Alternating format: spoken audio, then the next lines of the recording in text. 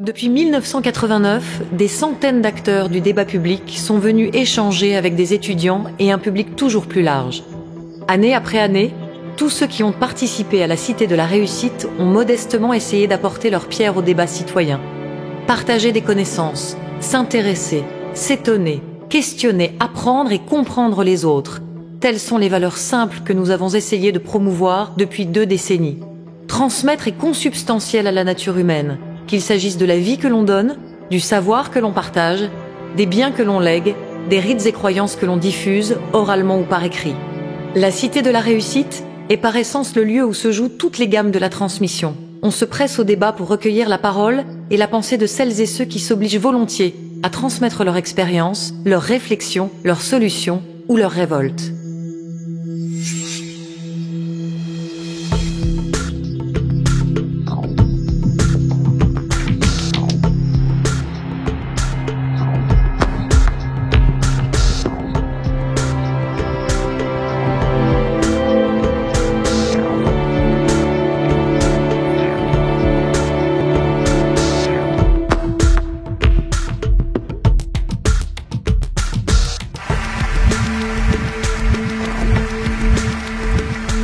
Et bâtir quelque chose ensemble. On est engagé parce que vivre, c'est choisir. Ça veut dire prendre des risques. La réussite ou le succès, c'est une succession d'échecs qu'on surmonte, qu'on contourne. Il faut apprendre à apprendre. J'ai un rêve d'élever l'humanité par la danse. Quelle est l'œuvre d'art qui a pu transformer les gens autant que, je ne sais pas quoi, les 35 heures ou la retraite? Si ce n'était plus la solution McDonald's qui triomphait. Manger la même chose, penser la même chose dans tous les domaines, ça c'est le contraire de la cohésion. Cette mondialisation est au contraire une grande source de diversité. Je crois aux intelligences collectives.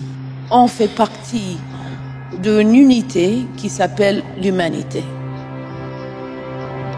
Je pense qu'on manque plutôt de tolérance, souvent.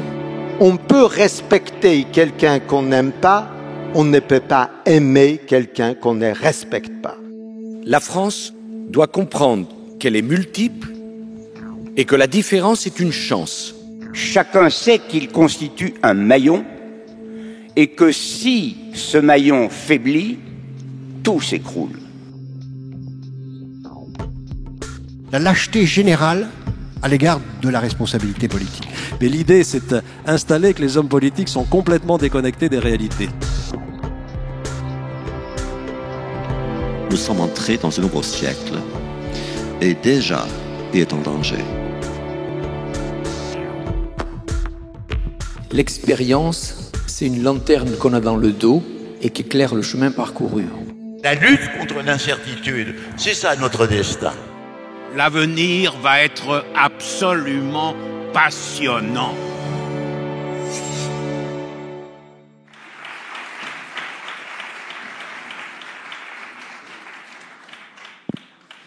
Ils ont accepté votre invitation et ils ont souhaité passer ce moment avec vous. On va pouvoir échanger, partager, rencontrer surtout. Voilà, je m'appelle Nicolas Rossignol, bonjour à tous, j'ai le plaisir de vous accompagner juste cet après-midi et je sais d'ores et déjà que je vais prendre le même plaisir que vous, aller à leur rencontre. J'ai beaucoup de questions à leur poser, mais comme moi je suis journaliste, on va les mettre de côté. Ce sont vos questions qui nous intéressent, d'abord celles des étudiants qui ont préparé cette rencontre en comité de rédaction et qui vont mener les débats au début. Et puis ensuite, je vous offrirai évidemment la parole pour que l'on puisse échanger. On va se parler sans tabou, sans langue de bois. On est sur l'heure de la digestion, donc on va éviter de s'endormir. Donc voilà, on va prendre le temps d'appuyer sur pause, mais en même temps, on va essayer d'être dans une jolie discussion, dans de jolis échanges. Je ne vous demande pas d'être d'accord, je vous demande de vous exprimer et de mener le débat à mes côtés. Petite consigne juste, parce que je le demande évidemment pour chacune des conférences depuis hier, puisqu'on a décidé de passer ce temps ensemble, de s'enfermer dans notre maison de campagne du week-end. Je vous invite à mettre tous vos téléphones sur silencieux, s'il vous plaît. Voilà, vous répondrez plus tard à vos enfants, grands-parents, aux collègues, aux amants, aux maîtresses qui voudraient vous appeler le dimanche. Voilà. Et deuxième information, la cigarette électronique est interdite dans cette salle. Vous vous rendez compte l'ampleur de mon travail et toutes les études que j'ai dû faire pour faire ce métier. J'enlève cette casquette, je me remets dans la peau du candide et du naïf que je suis et que j'espère rester pour me mettre à vos côtés. Ils sont vos invités, ils ont accepté de venir répondre aux questions des étudiants, à vos questions. Quel monde transmettrons-nous à nos enfants? Et cette question doit nous faire flipper. Quelle est la réponse? Il n'est pas question qu'on soit là sur des constats pendant 1h30 pour se faire flipper, parce que je pense que l'on partage beaucoup de constats. En tout cas, on nous en abreuve tous les jours. Ce qui nous intéresse, ce sont des solutions. J'ai envie que l'on regarde le verre à moitié plein, que l'on regarde les choses belles plutôt qu'effrayantes. Pour autant, sans angélisme, ne pas les nier, bien sûr. Et je vais leur poser la première question qui va leur permettre de se présenter. Pourquoi est-ce qu'ils ont accepté de venir parler de ça et comment eux transmettent, ou qu'est-ce qu'ils prévoient de transmettre à leurs enfants? Anne Muxel, vous êtes sociologue, vous êtes directrice de recherche CNRS en sciences politiques au CEVIPOF. Qu'est-ce que vous faites avec nous et quel est le message que vous avez envie de nous transmettre, de ce que vous avez envie de transmettre à vos enfants? Ah bien, dites-moi. Oui. Ça commence bien. La patate chaude est toujours au début. Oui, D'abord, je suis très contente d'avoir l'occasion de participer à ces échanges qui sont toujours riches. Et puis surtout, la question de la transmission est un très beau sujet. Moi, j'ai travaillé beaucoup dans ma vie de chercheur, depuis maintenant de nombreuses années, sur cette question de la transmission. Je me la suis posée par la question de la famille, effectivement. Qu'est-ce qui se transmet dans la famille, entre les générations, pardon. Je me la suis posée sur le plan politique aussi. J'ai beaucoup aussi réfléchi à la question de la transmission du politique, des héritages politiques, de la reformulation aussi de ces héritages dans les cultures politiques qui s'inventent.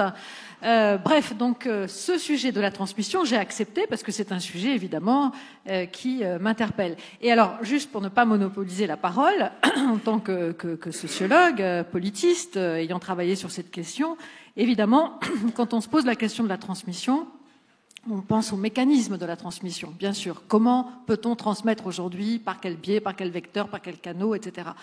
Mais évidemment, la question première, c'est la question des contenus. C'est pas tellement la transmission qui compte, mais comment transmettre quand on ne sait pas ce qu'il faut transmettre. Et je pense que nous allons parler des contenus tout à l'heure. Et j'ai hâte que vous le fassiez, bien sûr. Je vous présente Aldo Naouri. Doit-on le présenter? Pédiatre. Aldo, on est très heureux aussi de vous avoir à nos côtés aujourd'hui. Pourquoi vous avez accepté cette invitation et pourquoi cette thématique, finalement, vous intéresse et vous concerne? Il y a le pédiatre, mais il y a le père, le grand-père, peut-être. Racontez-nous. Oui, et puis la transmission, c'est au cœur même du métier de pédiatre. Oui. Et pendant le temps de ma carrière, j'ai vu cette transmission prendre des voies que j'ai regretté de constater et contre lesquelles j'ai passé mon temps à me battre. Et dans la mesure, si vous voulez, où la question est quel monde, que transmettrons-nous à nos enfants? Oui. Ce futur doit faire penser que nous allons transmettre des choses qui sont là aujourd'hui, et je le regrette infiniment. En fait, si vous me posez la question de qu'est-ce que je souhaiterais transmettre à nos enfants, je dirais très vite que j'aimerais bien leur transmettre dès le plus jeune âge la conscience des limites et celle de l'existence de l'autre. Ce sont des notions qui se sont beaucoup estompées ces 50 dernières années, à mon grand regret. Voilà. Alors je viens pour dire l'importance de ces limites et l'importance de l'existence de l'autre. Permettez-moi d'aller un peu plus loin. La conscience des limites, c'est pour savoir jusqu'où aller ou c'est pour connaître les limites et savoir les dépasser? Non, c'est pour savoir précisément jusqu'où aller. Et donc ne pas aller. On peut toujours, de façon circonstancielle, dépasser ses limites, mais il ne faut pas en faire un principe. C'est-à-dire qu'un monde dans lequel il n'y a pas de limites, dans lequel il n'y a pas de repères, est un monde qui est gigantesque et qui ne permet pas qu'il n'est pas possible d'appréhender de façon positive. Et s'il n'y a pas la conscience de l'existence des limites, on ne roule plus que pour soi. L'autre n'existe pas et on s'en fiche éperdument. C'est tout le lien social qui en pâtit. Et c'est un joli cadeau que vous allez leur faire certainement. Gilles Boeuf, merci aussi de nous accompagner. Vous êtes biologiste, professeur à l'université Pierre et Marie Curie notamment. Ce débat, en quoi il concerne un biologiste? Vous êtes planté de ça là en fait. Je vais rebondir sur ce que dit Aldo à l'instant. On a sorti un livre en juillet dernier qui s'appelle « L'homme peut-il accepter ses limites ?» Oui. La question, elle est là. Et juste un fait simplement. Comment vous expliquez aujourd'hui qu'aucune femme au monde ne lance le poids aussi loin que les Allemandes de l'Est en 1985? Voilà. Le dopage. Voilà. Non. Ah, exactement. Donc vous avez une réponse à ces questions de limites.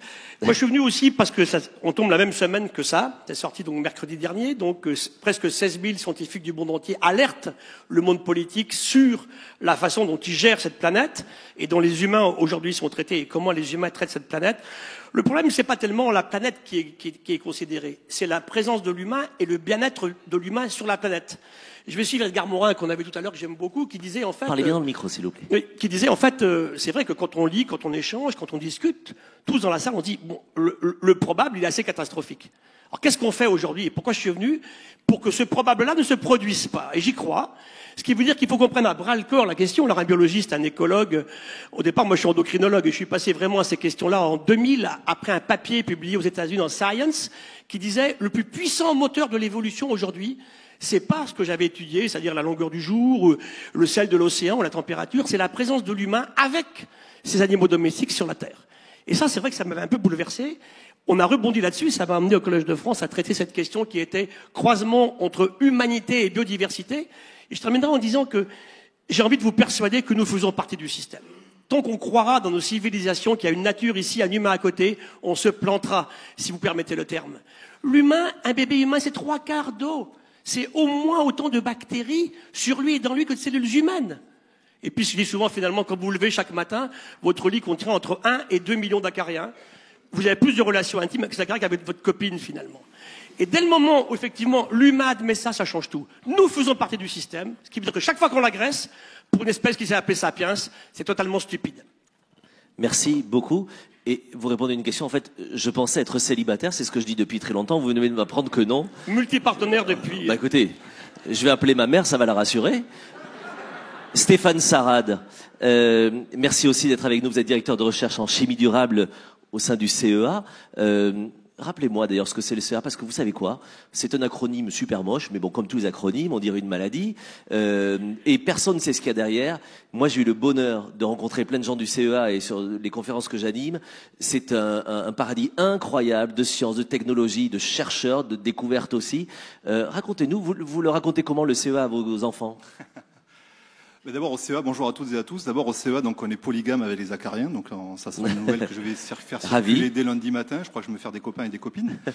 Voilà, moi je suis un pur produit du CEA puisque j'ai fait ma thèse au CEA et j'ai gravi un certain nombre d'aventures, de sommets scientifiques et techniques. Donc le CEA, c'est le commissariat à l'énergie atomique et aux énergies alternatives. C'est un établissement public de recherche de 16 000 personnes.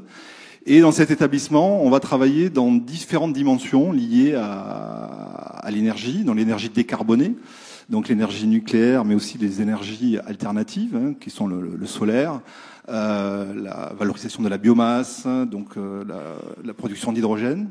On va travailler aussi sur l'impact du rayonnement sur les êtres humains et sur l'environnement, de la recherche fondamentale. Donc c'est un endroit où en fait je côtoie un astrophysicien, je côtoie un économiste, je côtoie des gens qui ont des histoires très très différentes. Voilà. Et qui travaillent, pour revenir au sujet, finalement à la transmission et à ce que nous allons transmettre aux générations futures. Exactement, et c'est un peu pour répondre à votre question initiale, pourquoi je suis là aujourd'hui. D'abord parce qu'on m'a invité, c'est quand même une première raison. C'est sympa d'avoir dit voilà. Et la seconde raison, c'est qu'en fait dans les réfléchissants, moi en tant que chercheur, la seule chose que j'ai envie de transmettre et à mes enfants et aux gens avec qui je travaille, c'est de transmettre l'esprit critique. J'ai un peu le sentiment qu'on vit dans un monde où le prêt-à-penser est devenu quelque chose d'assez courant. Et moi, je rencontre de plus en plus de gens qui ont des certitudes et de moins en moins de gens qui ont des convictions. Et les convictions, on se les bâtit à partir de l'esprit critique. Oui. Et ça, c'est un point important. Et alors, en plus, moi, je suis quand même quelqu'un d'assez... jugé souvent comme un provocateur. Je fais de la chimie dans la direction de l'énergie nucléaire. Donc chimie nucléaire, je peux vous dire, et je parle de chimie verte puisque mon domaine scientifique c'est la chimie verte. Donc je passe pour un provocateur, mais j'ai quand même le sentiment que même si le futur est décrit de manière extrêmement négative et effectivement il y a une vraie réalité, moi je reste optimiste et comme disait Kennedy, il disait quelque chose du style on n'a pas besoin des sceptiques et des pessimistes, on a juste besoin de gens capables d'inventer ce qui n'existe pas encore. Et moi, le futur, et c'est le second point que je voudrais transmettre, c'est l'espoir que de toute façon, si l'homo sapiens est là où il est à l'heure actuelle, c'est qu'il a su s'adapter et on continuera à s'adapter, mais avec un certain nombre de limites, avec des choses qu'il nous faut accepter en termes de modification de nos modes de vie, de notre relation avec les autres. Et c'est bien parce qu'on est entre homo sapiens aujourd'hui, on va pouvoir échanger là-dessus. Luc Jacquet est aussi votre invité. Merci Luc aussi d'être à nos côtés. J'allais dire réalisateur, mais avant d'être réalisateur, vous avez un parcours scientifique, naturaliste pour bien connaître d'abord ces choses-là. Et peut-être que la réalisation était votre moyen à vous de transmettre votre savoir. D'autres vont enseigner, d'autres vont écrire des livres, on peut même tout faire à la fois. Vous avez réalisé d'abord La Marche de l'Empereur, que tout le monde connaît ici, salué par un Oscar et certainement par des récompenses à travers le monde. Plus récemment, La Glace et le ciel. Transmettre un message aux générations futures, c'est votre objectif d'homme, de père peut-être, de réalisateur aussi? Oui, moi j'ai effectivement cette double casquette, c'est-à-dire que j'ai une formation d'écologue, donc je pourrais reprendre à mon compte tout ce que Gilles a dit sur le socle des valeurs, et je suis aussi cinéaste, c'est-à-dire que j'ai cette chance inouïe d'aller dans les plus beaux endroits du monde, avec les gens les plus instruits du monde. Quand vous allez en forêt tropicale avec Francis Allais, quand vous allez en Antarctique avec Claude Lorius, vous voyez pas le monde de la même manière. Oui. Et je pense que la moindre des choses, c'est de ne pas garder ça pour moi, mais c'est de le transmettre. Et c'est devenu pratiquement une obsession que d'arriver à partager cette vibration du monde qui, moi, me touche, m'émeut, que je ne peux pas laisser perdre. J'ai effectivement des enfants. Et je ne peux pas imaginer qu'un seul jour, un enfant puisse ne pas voir un manchot empereur sur la banquise ou un lion, un rhinocéros, ce que vous voudrez. Donc c'est pour moi quelque chose qui relève de l'obsession et qui relève aussi d'une responsabilité qui interroge l'espoir. On ne peut pas laisser la génération qui nous suit dans cette situation. Quand je présente un film sur Claude Lorius qui raconte l'histoire de la découverte du bouleversement climatique, je vois parfois dans les cinémas, puisque c'est un média qui permet d'aller chercher ce public-là, des petites mains d'enfants de 7 ans, 8 ans qui me disent « Mais nous, comment on va faire ? On n'a pas le droit de laisser nos enfants sans réponse à ces questions-là. » Merci beaucoup. On espère surtout qu'ils ne verront pas des empereurs dans la savane et des lions et des rhinocéros sur la banquise. Voilà, parce que tout tourne mal. Je vous l'ai dit, les étudiants ont la main, puisqu'ils ont préparé cette rencontre. Je vous invite à vous présenter. Alors, comme chacun d'ailleurs, à vous lever, puisque la presse internationale vous filme. Vous allez pouvoir poser les questions. Ils sont à vous et ne me les loupez pas, hein, parce qu'ils ont plein de trucs à dire. Allez-y. Présentez-vous. Bonjour, Gilles Boeuf. Moi, je m'appelle Paul Patruc, je suis étudiant en droit. Ma première question vous est adressée. Pour Gilles Boeuf, très bien. Et parlez bien dans le micro, merci. Je vais rebondir directement sur l'alerte qui est présentée par les scientifiques sur la disparition de la biodiversité, qui est un vrai patrimoine. On voit que les espèces réduisent, il y en a moins en moins. Ma vraie question, c'est comment on peut les hiérarchiser? Est-ce qu'on doit les hiérarchiser et choisir lesquelles sont plus indispensables? Surtout pas. Surtout pas. D'abord, on ne sait pas faire. Je veux sauver le hérisson, mais pas le renard, ça n'a pas de sens. Et je suis beaucoup plus un défenseur d'écosystèmes que d'espèces. L'espèce au muséum, on ne sait pas trop ce que c'est qu'une espèce, donc c'est compliqué. Non, la vraie question, c'est... Alors, d'abord, il faut remettre le système là au centre de ce qu'il est. On ne parle pas d'extinction. Dans le passé, il s'est passé des grandes crises d'extinction sur des longues périodes. Oui. On assiste à quoi aujourd'hui? Un effondrement du nombre d'individus dans les populations. La moitié des lions en 40 ans, c'est effroyable. Hein. Mais ça ne mène pas à l'extinction de l'espèce? Ça pourrait à terme, mais ce n'est pas encore le cas. Donc aujourd'hui, ce qu'il faut effectivement, c'est qu'on considère notre action différemment. Et les raisons, on les connaît. Hein. C'est déforestation, c'est surexploitation, c'est pollution partout. Absolument partout. Aujourd'hui, j'étais récemment en Arctique, que Luc connaît bien, devant des oies, des bernaches, qui n'ont jamais vu d'humain. Elles sont bourrées des pesticides qu'on mettait sur nos champs il y a 70 ans, des molécules qui ne sont plus utilisées aujourd'hui. Donc on fait tout et n'importe quoi. L'homme pollue les zones où il n'est pas, il détruit, il surexploite, il dissémine tout partout, et en plus il a bien une influence sur le climat. Donc c'est là effectivement qu'aujourd'hui, il faut prendre ça à bras le corps. Sur les 7 plaies écologiques, il y en a 6 qui sont réglables. La seule, c'est trop tard, c'est le climat. On ne peut plus empêcher le climat de changer. Donc ce qu'il faut qu'on fasse, c'est qu'on fasse tout pour qu'il ne change pas trop. Quels sont les 6 autres? Je ne les connais pas. Alors, bon, c'est bien sûr le productivisme agricole, oui. C'est le gaspillage de l'eau, C'est la pollution que j'évoquais, c'est la surexploitation, c'est la déforestation, il m'en manque une autre, et la dissémination. Donc ça veut dire qu'aujourd'hui, comment on se charge de ces questions particulières? Il faut que l'humain accepte de faire partie du même système. Quand on voit très bien qu'on nous dit, voilà, on sait bien que les pesticides, on va les interdire. Très bien, ok. Où ils sont pas toxiques, ces produits, dans ce cas-là, on n'en parle plus. Où ils sont toxiques, on arrête tout de suite. On va pas attendre demain ou après-demain parce qu'on a encore des stocks. C'est là, effectivement, qu'il faut prendre le système beaucoup plus sérieusement que ce qu'on fait aujourd'hui. Et je crois très fort, moi, à la société civile. Donc, pour répondre à la question de la biodiversité, il faut l'utiliser à bon escient. C'est pas un ennemi de l'agriculture, c'est un auxiliaire extraordinaire de l'agriculture. On vous oppose un argument. Vous avez raison, faut arrêter. Mais quelles solutions alternatives trouver ensemble? C'est-à-dire qu'on n'a pas transmis peut-être ces solutions alternatives. C'est une vraie question. Là, je vais en 2 mots, c'est qu'effectivement, il faut que la recherche s'en préoccupe plus que ce qu'elle a fait jusqu'à présent. Et surtout, il faut regarder ce que fait le vivant. On parlait de bio-inspiration, de biomimétisme. Comment la nature a résolu les problèmes qui nous sont posés aujourd'hui. Elle a tout connu. C'est comme la meilleure entreprise que je connaisse, presque 4 milliards d'années, la nature. Hein. Vous vouliez réagir peut-être, Luc, je vous ai vu, et comme vous connaissez aussi ce sujet-là par cœur. C'est vrai que c'est cette idée de se couper du vivant et de comment dirais-je, faire une espèce de ségrégation, faire des choses qui me fait hurler. Je crois qu'il faut insister sur le fait qu'on fait partie d'un tissu qui est un tout, et on pourrait prendre la métaphore du vivant comme un pull en laine. Vous tirez une maille, c'est toujours un pull. Vous en tirez 2, c'est toujours un pull. Quand vous tirez trop de mailles, il n'y a plus rien. Ouais. Et ce qu'il faut absolument éviter aujourd'hui, c'est qu'on arrive au stade plus rien, parce qu'après, on ne sait plus refabriquer. Et le vrai problème, à mon avis, il est là. La deuxième chose, on évoquait la question des pesticides. Comme je vous le disais, moi j'ai la chance de beaucoup voyager. J'ai la chance d'aller dans des très très beaux endroits, mais j'ai aussi le malheur de voir, avec le temps qui passe, tous ces écosystèmes se dégrader. Il faut qu'on arrête de penser qu'on a le choix. D'aller doucement, de faire des transitions douces, etc. Nous n'avons plus le choix, que ça soit la question du climat, que ça soit la biodiversité. Donc, j'ai peur que le stade d'après, ça sera juste quand ça sera trop tard. Et j'ai peur que ça soit le seul signal lisible par notre espèce. Et je fais confiance à cette logique de sapiens pour arriver à anticiper ça, puisqu'on vit dans le paradoxe suivant. On a le savoir, on a la technologie, on a l'intelligence, et cependant on fait rien. Et je crois que notre travail et notre mission maintenant, c'est effectivement de faire de sorte qu'on fasse quelque chose, mais maintenant. Autre question des étudiants pour les intervenants. Bonjour. Bonjour, je m'appelle Anne-Laure Villa, je suis étudiante à Paris 1. Ma question serait pour Monsieur Naouri. Vouloir contrôler le monde que l'on laisse à nos enfants, est-ce imposer un mode de vie qui ne leur convient pas forcément? Le mode de vie. Allez-y, ça fonctionne. Oui, le mode de vie des enfants, depuis toujours, ne leur a jamais convenu. On aurait dû les écouter alors. C'est une illusion d'imaginer que l'on peut leur proposer un mode de vie qui leur conviendrait. Pour une raison extrêmement simple, c'est que le nouveau-né d'aujourd'hui vient exactement dans le même état qu'il venait il y a 7 millions d'années, au début de l'espèce. C'est un être de pulsion, c'est un individu autocentré et qui n'est préoccupé que par sa seule personne.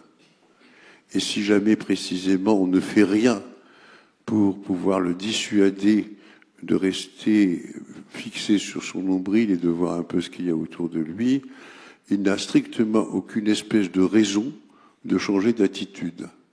Si bien que l'éducation, depuis déjà très longtemps, a été une préoccupation des humains, et elle a été fabriquée de façon empirique. Au fil des générations, on a fini par trouver des moyens de faire en sorte que les enfants puissent renoncer à leur pulsion pour gagner l'amour de leurs parents auxquels ils sont attachés. Et à partir de ce moment-là, il va sans dire que c'est désagréable pour eux. C'est-à-dire que lorsque le tout petit réclame quelque chose et qu'on le lui refuse, c'est nécessairement désagréable. Mais c'est précisément parce qu'on a mis des limites de cet ordre qu'il va apprendre l'effort et qu'il va, en définitive, s'humaniser au lieu de rester dans cette animalité qui était la sienne et dans laquelle il était condamné à évoluer.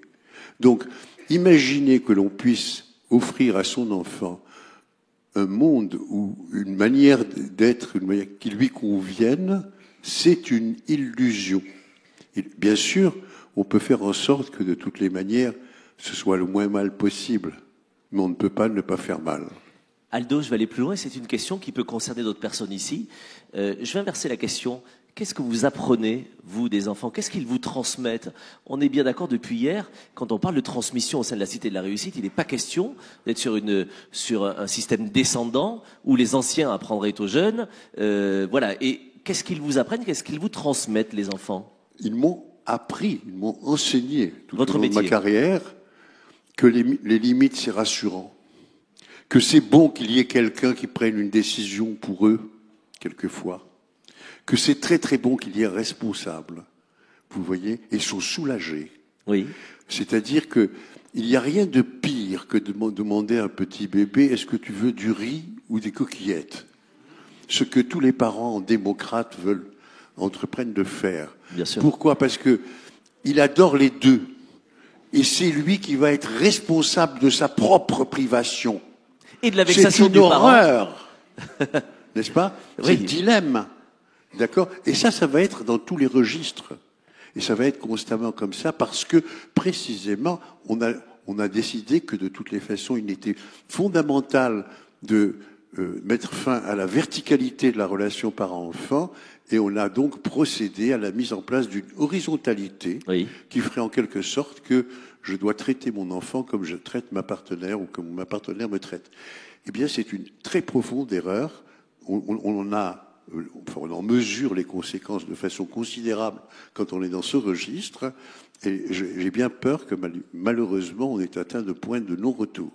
Anne Muxel, est-ce que dans votre métier de scientifique, les enfants vous apprennent des choses dans les rencontres pédagogiques peut-être que vous avez pu avoir, des enfants vous avez dans votre entourage, mais est-ce que des scientifiques comme vous prennent le temps aussi d'apprendre auprès des plus jeunes?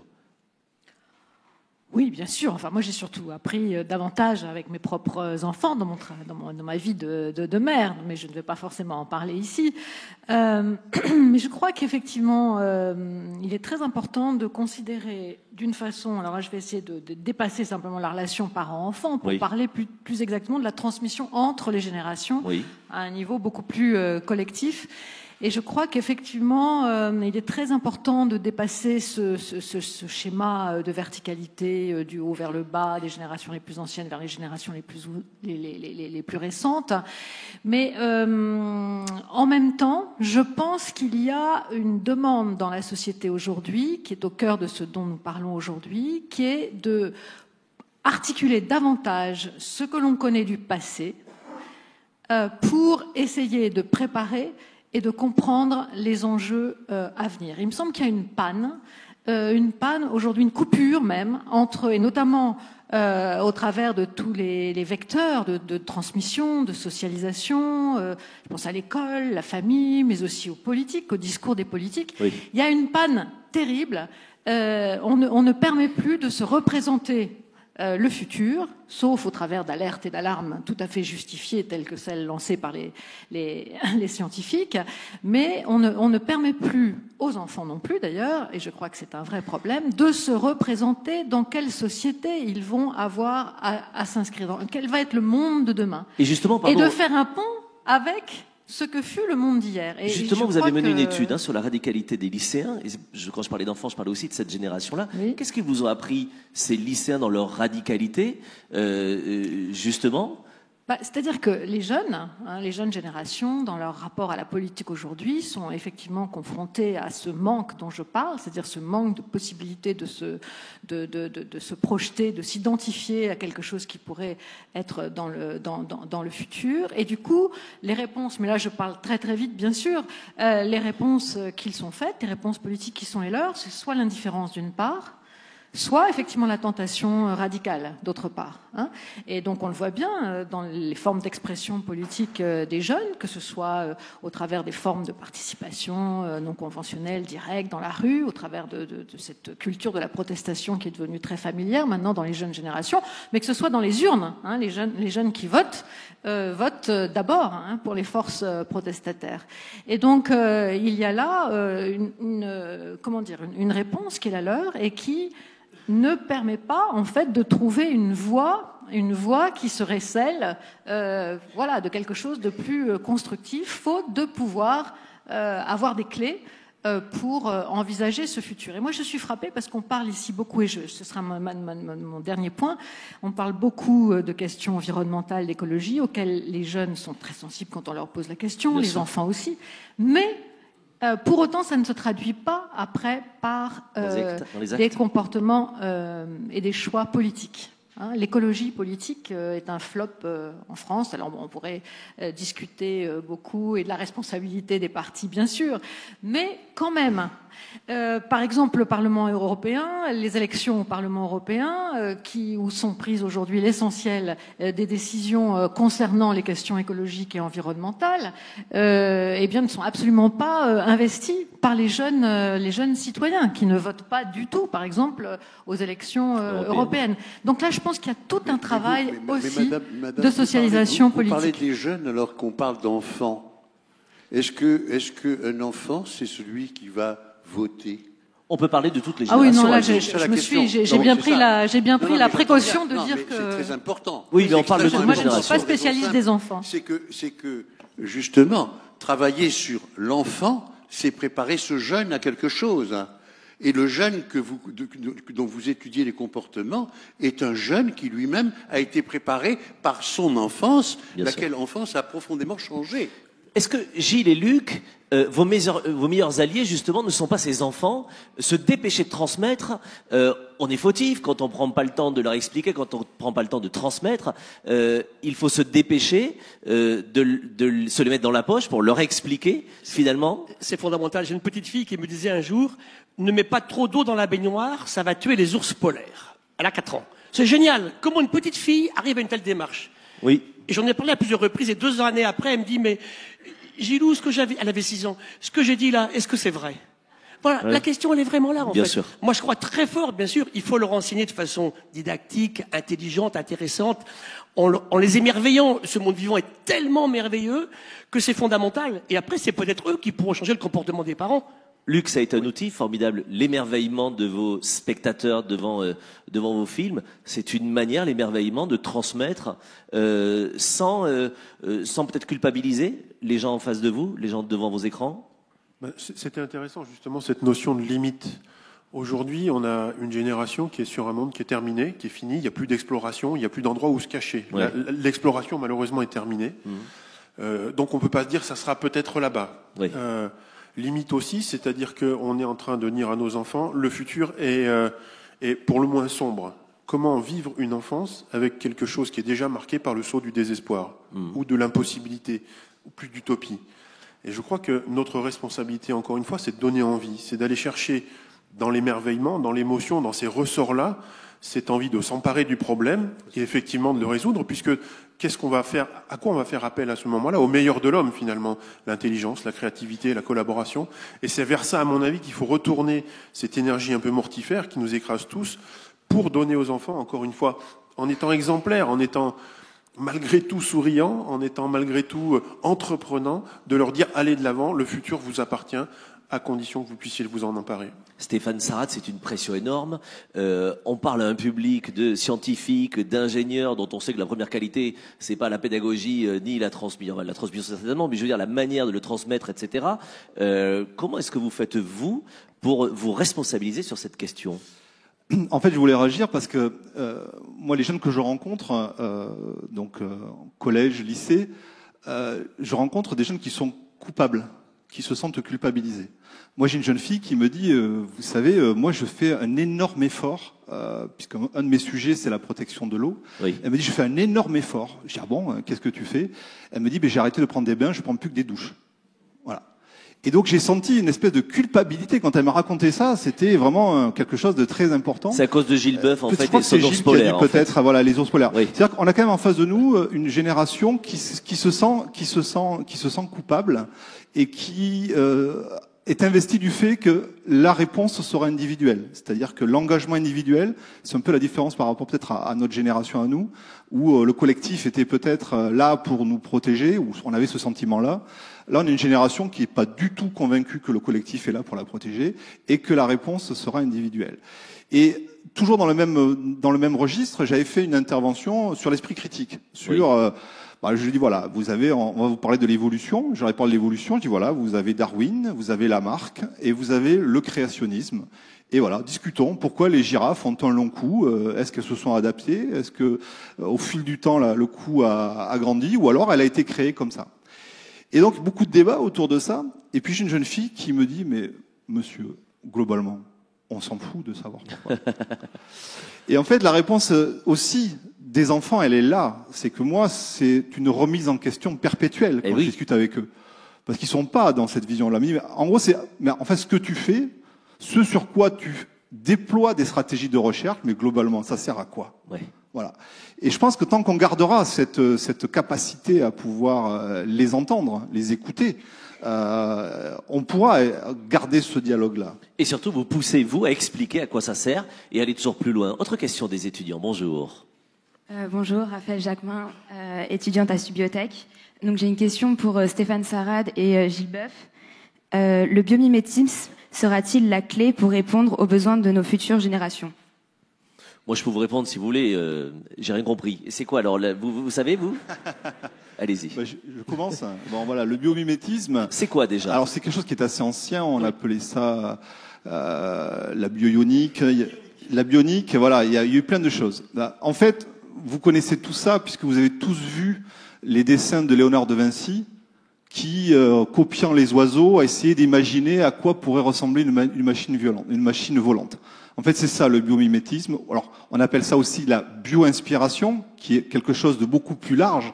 C'est-à-dire s'inspirer non pas que sur l'aspect technique, mais c'est sur l'aspect organisationnel, par exemple, l'aspect social de ce qu'a fait la nature. Et c'est ce qu'a dit Gilles. Depuis des centaines de milliers d'années, nos espèces, les espèces constitutives de notre écosystème mondial, se sont adaptées, ont déployé des stratégies, ont évolué pour se protéger du vent, de la pluie, des maladies. Et donc elles ont, et en fait, pour répondre à ça, elles ont déployé des stratégies personnelles qui sont liées à l'évolution. Et l'idée, c'est de se dire, peut-on s'inspirer de ça?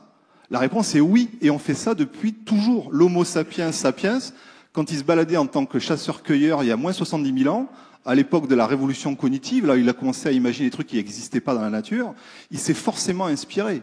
Quand vous passez devant la Tour Eiffel, chaque fois que vous verrez la Tour Eiffel, maintenant, vous imaginerez que les gens qui ont construit la Tour Eiffel ont utilisé la structure du fémur humain pour réfléchir à la structure interne de la Tour Eiffel. Donc on s'est toujours inspiré de ça. Alors après, c'est la solution. Moi, je suis jamais, on va dire, dans une notion de il y a une solution et une seule. D'accord? Il y a des solutions. Et malheureusement, la situation est tellement grave qu'on ne pourra se priver d'aucune des solutions. Une des clés, Gilles Boeuf? Je reviens à Vinci. Vinci disait « Prends tes leçons dans la nature, c'est là qu'est notre futur. » Et tout est parti de là.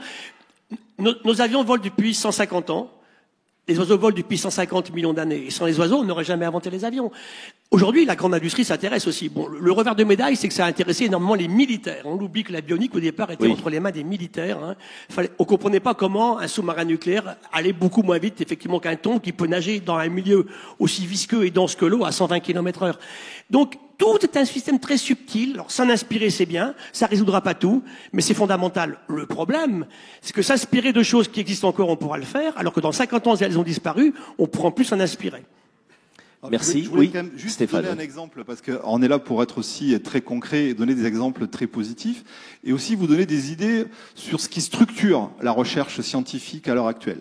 Et dans la nature, il y a un phénomène, une réaction que je pense vous connaissez tous, qui est à l'origine de la vie, qui s'appelle la photosynthèse. La photosynthèse, c'est on prend du gaz carbonique, du CO2, en présence d'énergie, donc de l'énergie solaire, et on transforme ce CO2 en matière organique, on fait pousser des végétaux. Et un des enjeux fondamentaux que nous avons à l'heure actuelle, c'est de ne plus subir le CO2 comme déchet fatal, mais l'imaginer comme une nouvelle matière première. Et en s'inspirant de la nature, en utilisant des catalyseurs biologiques qui sont dans la nature, l'idée c'est de repartir du CO2 pour fabriquer des molécules chimiques. Et quel est l'enjeu? L'enjeu c'est que la nature elle a le temps pour elle. C'est-à-dire que la photosynthèse, en termes de rendement de chimie, c'est nul. Voilà, c'est nul parce que c'est très long, ça prend beaucoup de temps. Et l'objectif à l'heure actuelle, c'est de travailler sur des rendements qui permettraient de rendre ça utilisable et transformer complètement l'économie et la chimie en utilisant le CO2 comme matière première. Ou comment la nature nous transmet beaucoup de choses, c'est peut-être l'une des réponses aujourd'hui. Monsieur, bonjour, vous êtes étudiant, vous avez préparé également cette rencontre. Bonjour, Maxime Daninck, je suis étudiant à l'école de droit de la Sorbonne, et j'ai une question pour Gilles Boeuf et Anne Muxel. Pensez-vous qu'une meilleure protection de la nature passe par un renforcement juridique, notamment jusqu'à aller à une personnalité juridique pour la nature et les animaux? Faut-il aller jusque-là? Anne Muxel. Je pense que les évolutions des travaux, notamment des philosophes, mais aussi dans le champ des sciences sociales, montrent bien qu'il y a des évolutions dans le droit et la prise de conscience, notamment qu'il y a une autre façon de considérer le monde animal aujourd'hui. Et donc ça, je crois que ce sont des évolutions qui doivent se faire, hein, et qui sont en train de se faire, et qu'il faut évidemment pousser jusqu'au bout. Hein. Voilà, je réponds à votre question comme ça. Mais comment le droit peut s'en mêler, Gilles Boeuf? Il faut qu'il s'en mêle parce que l'humain le reconnaît.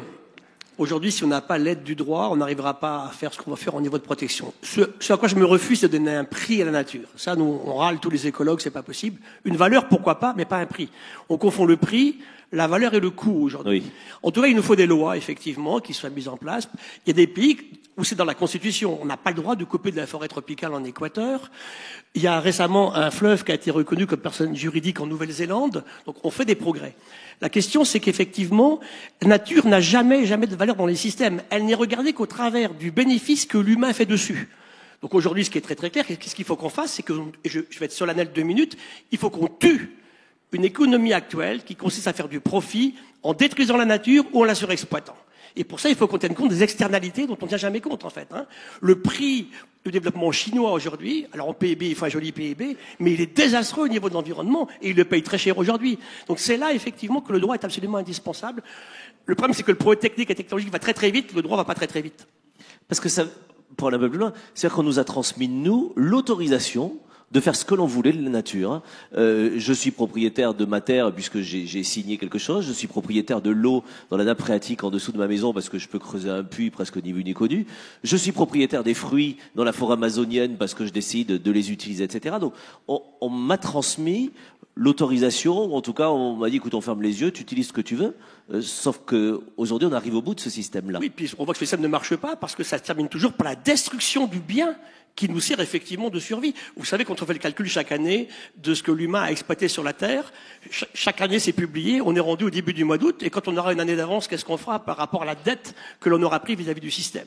Donc c'est là effectivement qu'il nous faut absolument un droit qui évolue aussi. Puis le problème du droit, c'est qu'il évolue selon les États. Hein. Il faut absolument qu'on arrive, pour l'océan, moi qui m'intéresse directement, sur l'océan, il nous faut un droit totalement international, bien évidemment. Les étudiants, autre question. Anne Muxel et Aldo Naori, concernant l'enfance et l'âge adulte, est-ce que la sanction, qu'elle soit juridique ou de manière familiale pour les enfants, est un couple avec la transmission, ou le recours à la sanction est le témoignage d'un échec dans la transmission et que ce qu'on a tenté de faire passer n'a pas réussi à aboutir?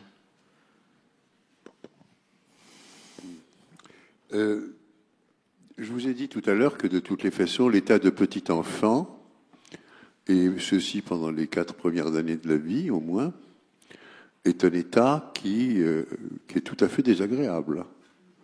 Et vous en souvenez? Il ne peut pas y avoir humanisation sans pression.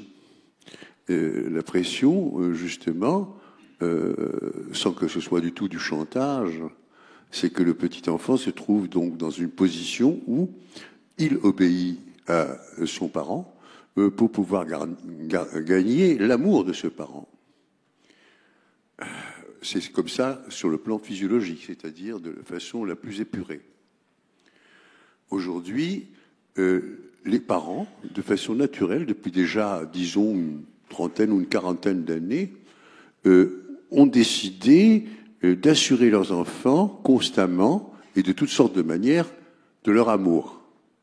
Donc on se trouve avec un petit enfant qui n'a aucune espèce de raison de réprimer ses pulsions, puisque de toutes les façons, il est dans une relation séductrice de ses parents à lui, et qu'il a, comme ça, il se croit autorisé, il a tous les droits, il n'y a pas de limite, et c'est lui qui règne.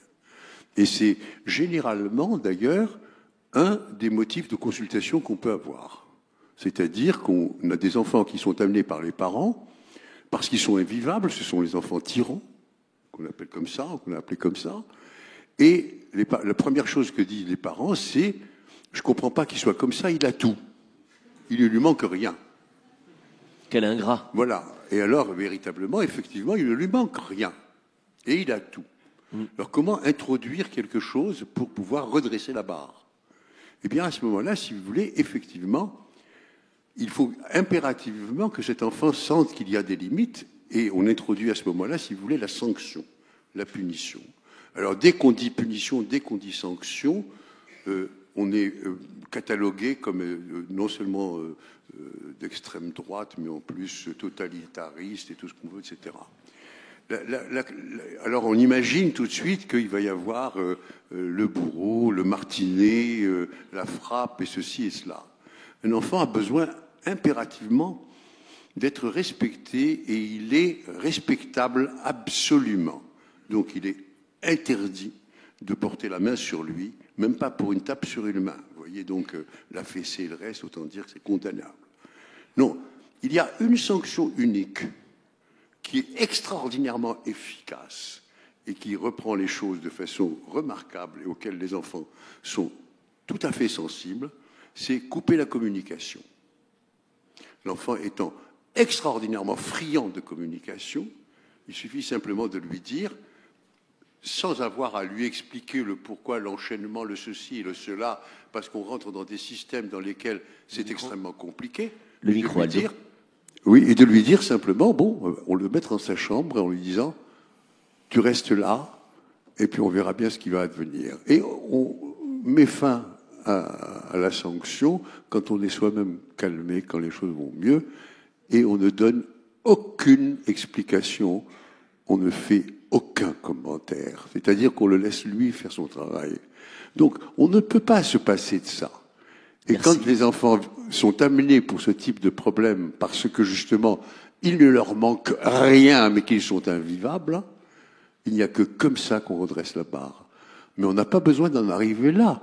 Dès lors qu'il suffit, en tant que parent, d'avoir cet état d'esprit qui consiste éventuellement à comprendre que cet enfant qui est entièrement dans l'instinct et dans la pulsion ne peut pas advenir à son humanité si tant est qu'on ne l'y aide pas.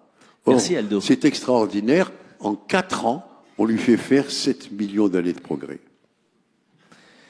Quand vous êtes le porte-parole des enfants, et je peux même pas avoir une sanction en face de vous pour vous faire arrêter de parler, vous êtes le meilleur avocat, le meilleur porte-parole des gamins, et en vous entendant parler, je me dis, mais en fait, c'est ce que j'ai dû penser quand j'avais entre 0 et 4 mois, mais vous êtes en train de formidablement bien le retranscrire. Anne, cette question vous était également destinée. Oui, très rapidement, parce que je ne peux que quitter le terrain de la famille après ce que Aldo Naouri a évoqué. Je vois mal comment on pourrait juste, en tout cas sur le plan collectif politique sur lequel je vais me situer, simplement se contenter de renvoyer dans sa chambre Trump et de ne plus lui adresser la parole. Il y a donc là, on peut lui donner des baffes, je pense, C'est regrettable qu'on n'ait pas envoyé Trump quand il avait moins de 4 ans dans sa chambre. C'est tout. Bien sûr. Voilà. Et on est en train... Nos sociétés sont en train de fabriquer des Trump à tour de bras. Vous ne nous menacez pas. Aldo, on peut lui donner des baffes à Trump, on s'en fout. Bon. Anne, c'est à vous. En tout cas, je voudrais juste dire, je rebondissais sur évidemment cet exemple, mais qu'effectivement la question très difficile, c'est la question politique. Oui, bien sûr, il faut des sanctions. Il faut effectivement des sanctions. Et toute la question de la diplomatie et des limites, il faut fixer des limites pour l'avenir écologique de notre planète. Mais comment faire au niveau politique? Qui peut avoir le courage politique, effectivement, de donner des leçons à Trump en coupant la communication ou en exerçant de vraies sanctions à l'égard des États-Unis?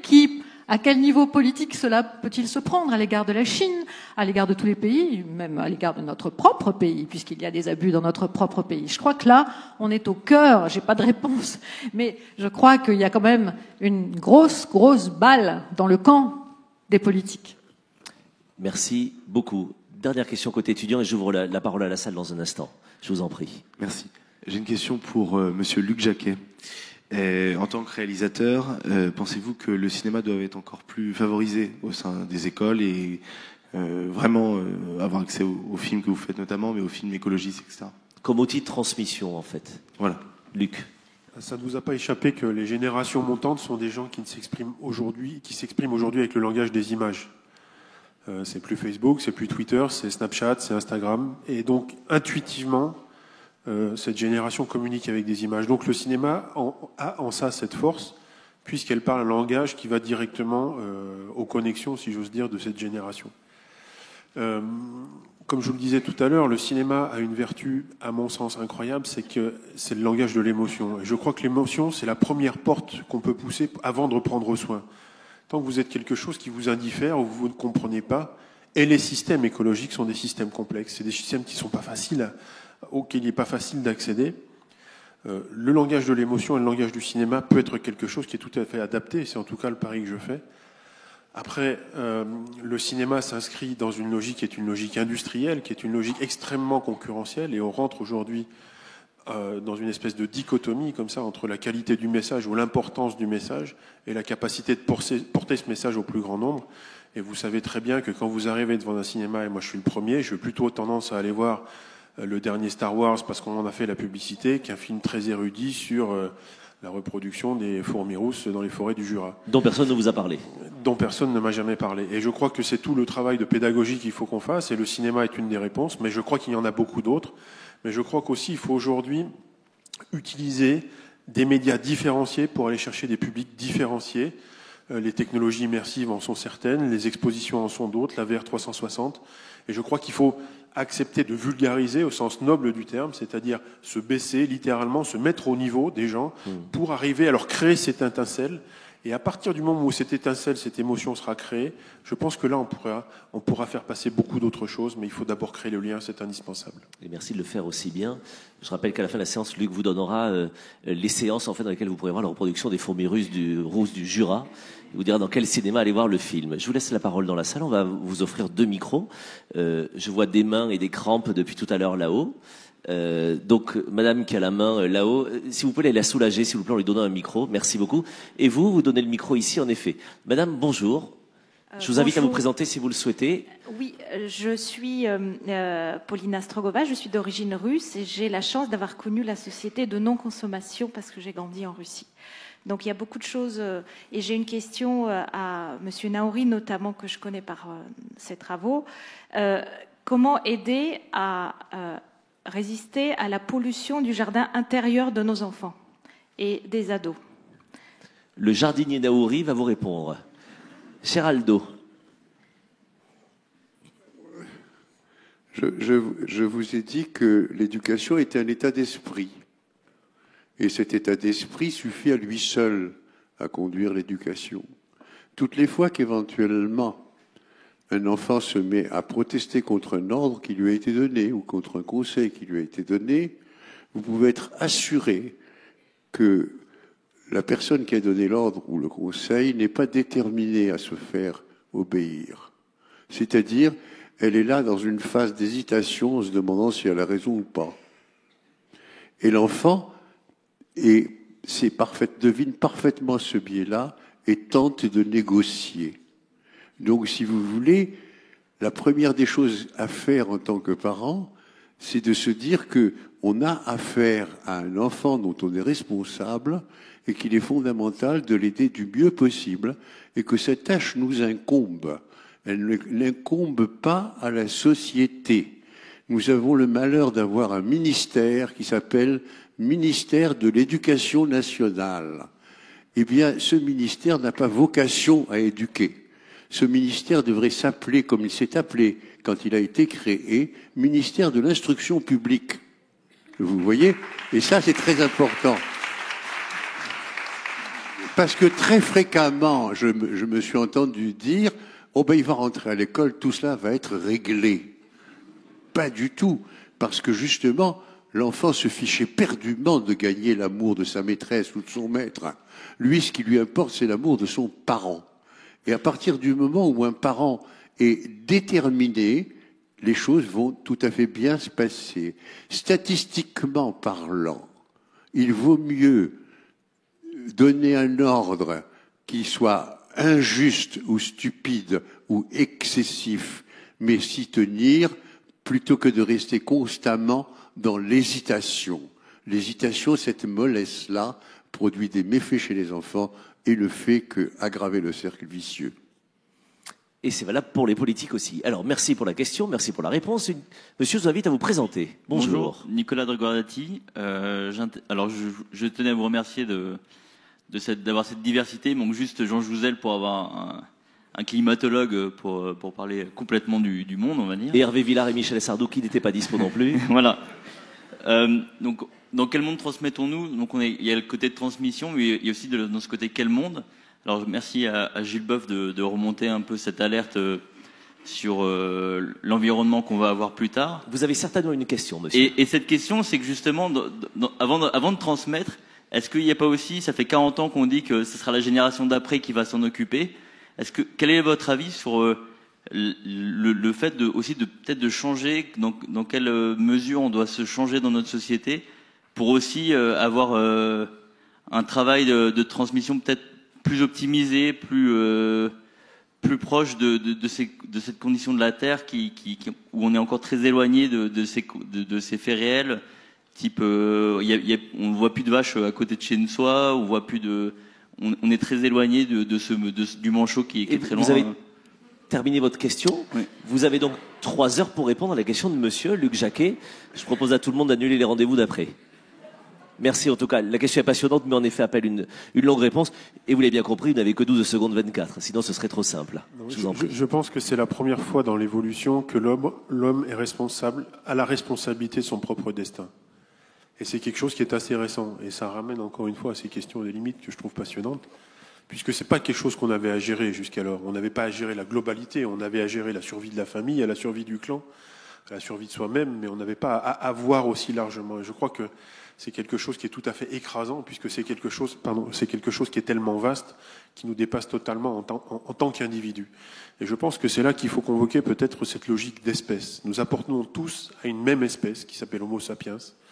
Et on peut en réduire les besoins à certains éléments universels qui pourraient peut-être nous permettre d'accéder pour la première fois à des solutions. Mais effectivement, je pense que nous sommes dans une espèce d'enfance, puisque l'humanité était d'abord une espèce pionnière, une espèce conquérante, et là, malheureusement, la conquête est achevée. Et il va falloir passer dans un autre logiciel, il va falloir passer dans un autre état d'esprit.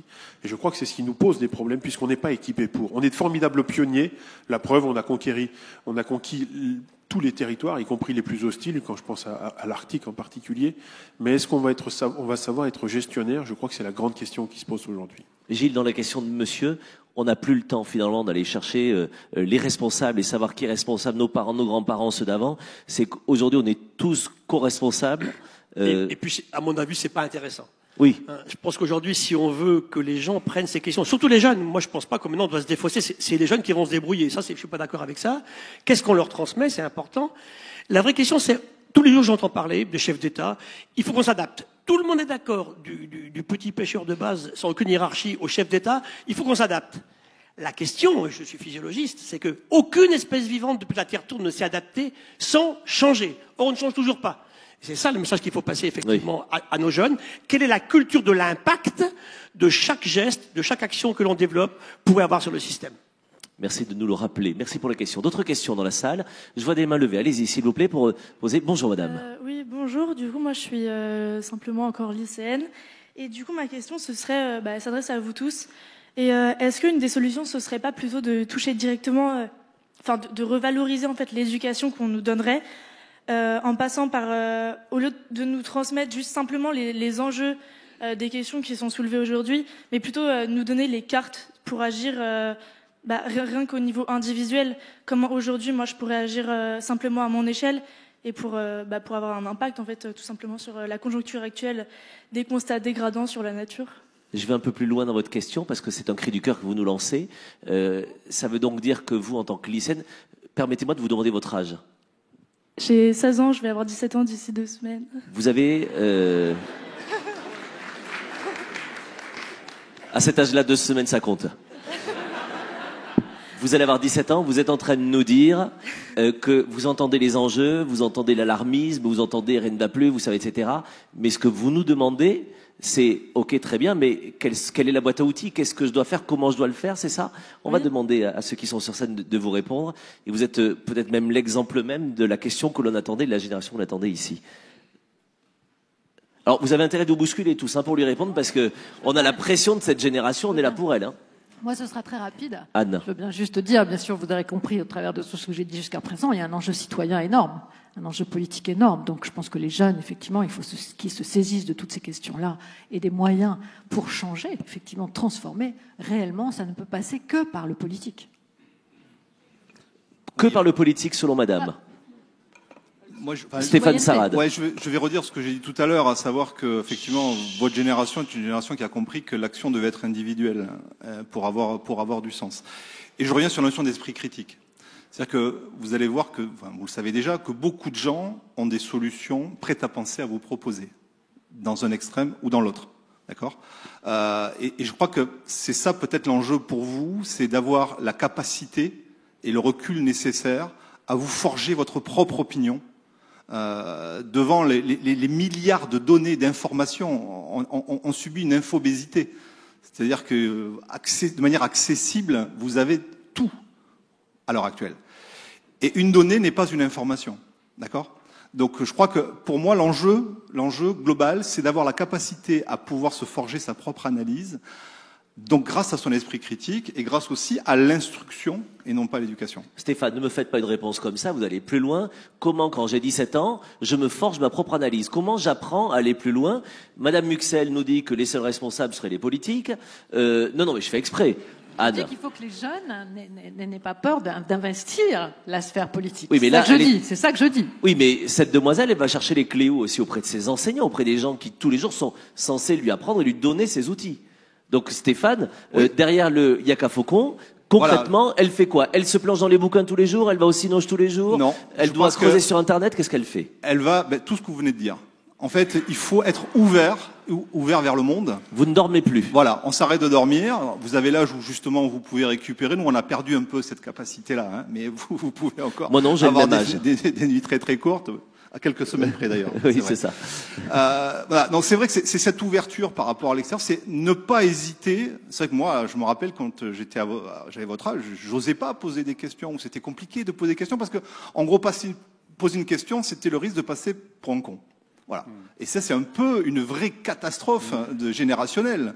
Et vous, moi, je vous engage à poser des questions.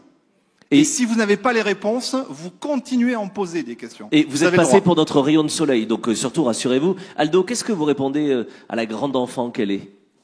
J'ai envie de la renvoyer à ce que j'ai dit tout à l'heure sur la détermination. C'est quand même un sacré outil. Parce que quand on est déterminé, on a une force en soi et une audace que l'on n'a pas autrement. Et puisque précisément, vous avez vous-même dit l'âge que vous aviez et vous avez parlé à partir de cet âge, je dirais volontiers que pour forger cette détermination ou l'accroître chez vous, comme chez n'importe quelle personne de votre âge, il me semble extrêmement important de savoir se situer dans sa propre histoire. Vous savez, les parents ne font jamais des enfants par hasard. Un enfant, ça ne se fait pas par hasard, surtout aujourd'hui. Si on prend sur le plan physiologique un rapport sexuel entre deux partenaires qui sont au top du top du top de la fertilité, le jour merveilleux où justement il peut y avoir procréation, il n'y a qu'une chance sur 4 pour qu'il puisse y avoir grossesse. Donc il y a quelque chose qui intervient pour qu'il y ait un enfant, qui est ce qu'il en est du désir parental. Et le désir parental, on pourrait le résumer à une seule chose. Si je fais un enfant, c'est pour réparer mon histoire et pas pour autre chose. Aldo. Et je lui donne comme consigne de faire cela. Alors à partir du moment Attendez, Aldo, où on juste un remonte truc. les faits sur ce mode-là, C'est dangereux, on se Aldo. situe beaucoup mieux. Non mais Aldo, c'est super dangereux. Vous êtes en train de lui mettre une pression monstrueuse, en train de lui dire tu existes, mais juste parce qu'il fallait que tu répares un truc des générations passées. Donc elle va rentrer chez elle, psychothérapie de groupe à la maison ce soir pendant le dîner. Pas du tout. Vous venez de foutre le bordel dans ce repas de famille ce soir. Pas du tout, pas du tout. Et Ah. surtout à cet âge-là. Parce qu'à cet âge-là, justement, aujourd'hui, on a le sentiment qu'on est né sans histoire. Or, c'est précisément, vrai. c'est ramener l'histoire au principe des choses et faire comprendre à nos jeunes et à nos adolescents qu'ils ont là quelque chose de l'ordre d'une dette à l'endroit des générations précédentes, et c'est sur fond de cette dette qu'ils reconnaissent à l'endroit des générations précédentes qu'ils peuvent éventuellement envisager le futur. Merci beaucoup. Mademoiselle, vous lancez la conversation ce soir. Juste un mot. Je veux que chacun ait pris le temps de répondre à Mademoiselle. Et évidemment, derrière Mademoiselle, tous les gens de sa génération. Gilles et Luc. La dette doit être grande vu le nombre de bébés confondus aujourd'hui, effectivement. Hein. C'est vrai. 100 millions d'habitants au Congo, 100 millions en Égypte, 100 millions en Éthiopie, 200 millions au Nigeria. L'Inde va dépasser la Chine. Il y a un vrai problème à ce niveau-là. On ne sait pas. Et j'irai la question de la démographie. Un écologue n'a pas les solutions pour ce genre de choses. Bon, moi, je connais des gens qui font des bébés pour acheter une bagnole, simplement. Hein. Il faut un troisième parce que ça marche les allocs. Tout existe. Il faut bien voir que l'homo sapiens, c'est quand Vous même... avez des super amis, hein, vraiment. Il est pas mal crétin, souvent, l'homo sapiens. Hein. Donc c'est vrai que ça devrait être ça. Mais je suis entièrement Aldo là-dessus, mais malheureusement c'est plus souvent ça. Moi j'ai des questions en tant que prof de fac. On me demande, en plus j'ai plus de filles que de garçons, j'enseigne en médecine, en agronomie et puis à l'école Veto. J'ai 3/4 de filles en ce moment. Elles ont 23 ans. Monsieur, est-ce qu'on doit faire un bébé? Je réponds, vous vous aimez, c'est normal que vous en ayez 1, 2, mais pas 8. Hein. Donc la question effectivement elle est là. Il y a une vraie responsabilité à avoir, mais c'est en votre âme et conscience que vous le faites. On n'a pas à vous le donner comme exemple particulier. Bien sûr. Simplement, effectivement, il faut se poser la question de l'impact que je posais tout à l'heure. Mais c'est soit par égoïsme qu'on fait un bébé. Hein. Ça, ce sera un sujet l'année prochaine, si vous voulez bien. Ne répondez pas à ça, s'il vous plaît. Luc. Ouais, je vais essayer de reprendre la parole derrière ça. C'est pas simple, je vous Bah cache oui. pas. Non, moi je pense qu'il faut pas attendre de miracle. Je crois qu'il n'y a pas de technique. Il y a surtout un état d'esprit. Et je pense qu'en tant qu'individu, vous avez une expertise, c'est-à-dire que vous voyez qu'il y a des choses autour de vous qui ne vont pas, donc vous avez la capacité de les résoudre. Ce qu'on ne sait pas encore à 16 ans ou à 17 ans, c'est l'envergure qu'on a pour les résoudre. Mais je pense que simplement le fait de se confronter à ça, c'est déjà trouver sa propre identité, c'est aussi trouver peut-être son utopie ou sa raison d'exister. Ça veut dire aussi sortir de sa zone de confort, et je crois que le problème, il est là aujourd'hui. C'est-à-dire qu'il faut accepter de résoudre le problème et considérer que la résolution de ce problème va finalement être une raison d'être. C'est pas plus bête qu'autre chose, c'est pas plus bête qu'aspirer finalement à acheter un autre téléviseur.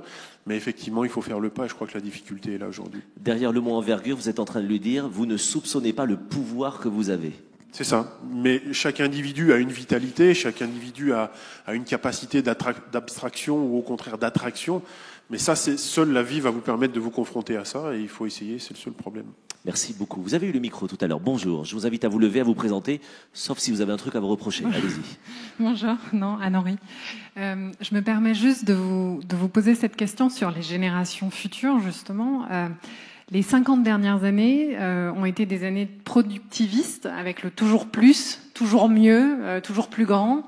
Comment les générations qui sont censées transmettre un avenir potentiel aux générations futures peuvent parler de sobriété heureuse ou de décroissance positive sans que ça paraisse punitif pour les gens qui ont tous ces défis à relever? Qui peut répondre à cela? Luc, juste une métaphore.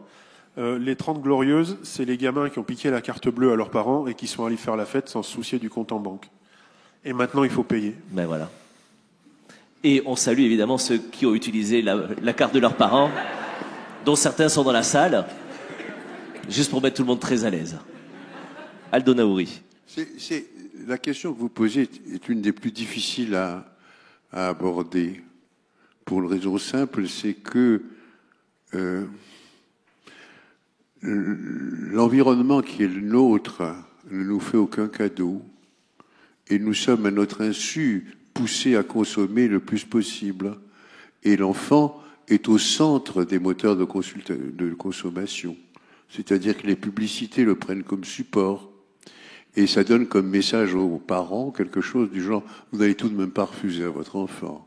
C'est-à-dire qu'il y a là quelque chose qui est véritablement une épreuve pour les parents. comment faire pour pouvoir éventuellement répondre de façon basique à cette question? Je vous renverrai d'abord à ce que j'appelais la logique de l'éducation. Et la deuxième chose que je vous amène, c'est ce qui doit être dans la tête de tous les parents, tous sans exception. Un parent n'est pas fait pour être aimé ou haï.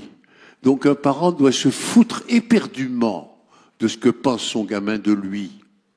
C'est-à-dire que c'est seulement à cette condition qu'il peut dire non. Qu'il peut dire non, tu n'auras pas ça. Ou bien, non, il n'en est pas question, tranquillement. Et l'enfant est extrêmement sensible à la sérénité de son parent quand il dit non, déterminé. Oui. D'accord? Et c'est très important. Ça peut vous paraître un peu provocateur que je dise qu'un parent doit se foutre éperdument d'être aimé de son enfant. Pourquoi? Parce que c'est comme ça que les choses doivent se passer pour permettre justement à l'enfant de renoncer à son principe de plaisir et à ses pulsions pour pouvoir produire de l'effort et se faire aimer. Si le parent cherche à se faire aimer, il donne à son enfant tous les outils pour le manipuler. Merci. Aldo, vous imaginez bien qu'on vous donnera une participation financière supplémentaire pour une thérapie de groupe. Vous ne pouvez pas partir comme ça, évidemment. Madame, bonjour, vous avez le micro. Je vous invite à vous lever, à vous présenter, si vous le souhaitez. Oui, bonjour, Patricia Ricard. Alors, je voudrais revenir sur la transmission. Est-ce qu'on ne pourrait pas accélérer la transmission pour répondre à l'urgence de la situation? Est-ce qu'on ne pourrait pas juste lâcher un petit peu les cours d'histoire et faire des cours d'espoir, donner des leçons de nature, donner des leçons de futur, donner le meilleur de ce que nous connaissons aujourd'hui, des besoins d'innovation, plutôt que de continuer à trimballer toutes les horreurs du passé? Enfin, si vous pressez un livre d'histoire comme une éponge, il n'y a que du sang qui sort, quoi. Je veux dire, est-ce qu'il ne serait pas temps de secouer un peu ce qu'on donne aussi, ce qu'on transmet, quoi? Est-ce qu'on ne peut pas transmettre du positif un peu? Vous voulez qu'on enregistre? Des leçons de nature. Alors, cette partie est enregistrée. Je vous inviterai à la transmettre de la chaîne YouTube de la Cité de la Réussite au ministère de l'Éducation nationale, bien sûr. Mais je voudrais savoir si est-ce qu'aujourd'hui on peut faire passer de la science chimie, physique, biologie à des enfants de primaire, quoi. Est-ce qu'on pourrait commencer l'école en apprenant le vivant, par exemple? Est-ce que c'est possible pour un enfant, voilà? Il n'empêche que ce qui décide sont dans le fameux ministère de l'Éducation nationale. C'est pour ça que je me permettais de le dire. Aldo, Gilles, Stéphane, oui. On s'interroge ici sur la transmission, mais c'est l'ordre du jour. C'est-à-dire qu'on n'est pas là obnubilé toute la journée en se disant qu'est-ce que je transmets. Heureusement, d'accord? On est là impulsé par quelque chose qui, et je renvoie à la réponse que j'ai donnée à Mademoiselle tout à l'heure, impulsé par son histoire. C'est-à-dire qu'est-ce que je vais apporter. Et généralement, justement, on fait avec ses enfants, le plus souvent, quelque chose que l'on a tiré de sa propre expérience personnelle d'enfant. C'est bien la raison pour laquelle, personnellement, depuis très longtemps, moi qui suis pédiatre, je ne m'occupe jamais d'enfants. C'est-à-dire, quand on m'amène un enfant à problème, je lui dis « Merci mon chéri de m'avoir conduit tes parents, je vais m'en occuper. »